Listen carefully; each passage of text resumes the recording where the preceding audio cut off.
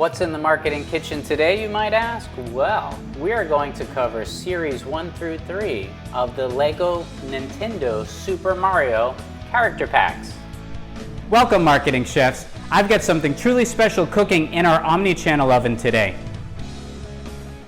An opening and review of Series 1 through 3 LEGO Super Mario character packs. And if you'd like to watch a much longer video that gives an overview of all things LEGO Super Mario, please click on the link above. Up next in the Marketing Kitchen.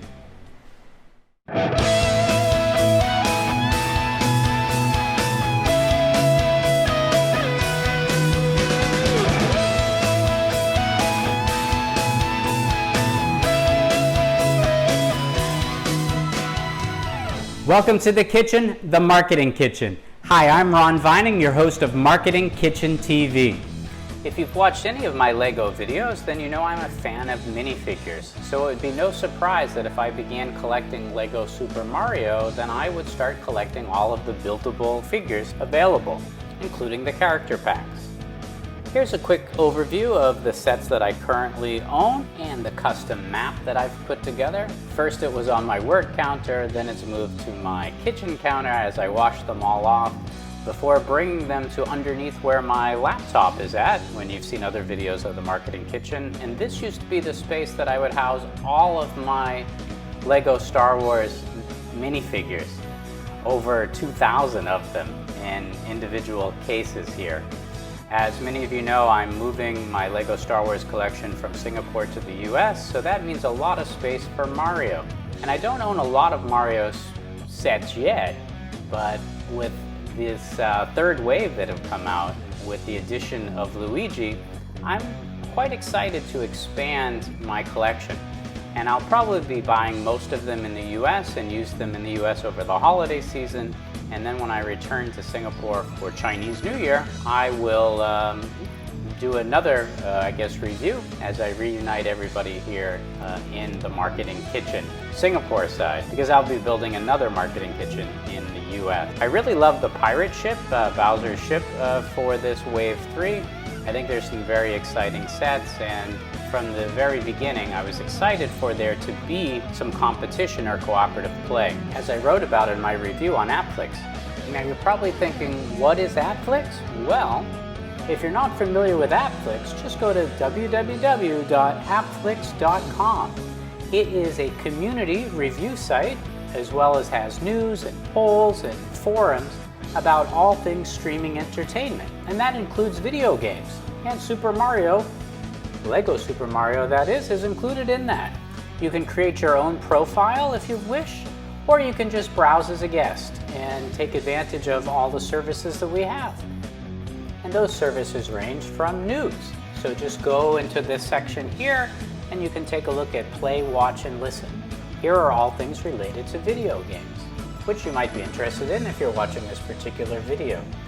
You can also go to our forum section and you can post your own forum or read what other people have to say, or go to our review section, offer your own review, or see reviews about all things streaming. And in this case, looking through the board on games, here's one on LEGO Super Mario that I happen to write. Just click on the title you're interested in. You can scroll through, read the review, look at the rating, see who wrote the review, and either offer your own comment or read what others have commented as well. And then choose which section you'd like to go to look for more reviews, or maybe you want to look at video streaming in terms of TV series and film. We try to cover all of the latest titles that are available, including those for music. And this is user-based. So right now, I created this platform about a year ago, and now we're just looking for users like you to contribute their own reviews or forums or polls about gaming, TV series, film, or music. Or if you want to just be a passive user, just go to our news feed and read all about all things streaming. Now back to LEGO Nintendo Super Mario, and in particular Series 3 of the character packs. What's interesting this year, or for this series, is there are 2 figures that are missing from the boxes. Before there were 2 complete sets of 10. Now there's just a single set of 10 and then a set of 8 and 2 duplicates, making it very difficult for collectors to obtain all 10 without having to buy a full box and then having duplicates that they may not necessarily want. I'm not sure why Lego does this. Are they trying to get kids to have to buy extras? I mean, come on Lego, you're not making enough money. All right, anyway, let's get back to the joy of what makes these figures so much fun. I really like this collection. The first wave was probably the best, but there are a couple of standouts that are in Series 3. I really love the Beetle. I think he's a lot of fun. And I love all of the ones with the turtle shells. I think the bat is cool, and I really like the one with all of the sparks coming out. And in the center, of course, is the gift with purchase for spending, I believe, over $60 Sing. That's very similar to the poly bag that we received when the Lego Mario starter kit first came out. So that's typically to be paired with the Luigi starter kit, but I believe any spend over $60 will get you that, and that gets you a couple of QR codes and some extra base plates to add to your buildable game map that you'll play on. Now let's take a look at all of the series together. Now this is a mix of Series 1, Series 2, and Series 3, as well as some of the figures that I have from the first wave of Lego Super Mario sets. I don't own any sets from Wave 2 with the exception of the Maker expansion set. I bought that one so that I could expand the size of my game map or my game maze or whatever it is that you want to call it, the game course that you would play on. Again, I really do enjoy playing this, and I'm quite excited to add Luigi as well as probably the pirate ship to expand the gameplay, especially with it being now competitive or cooperative.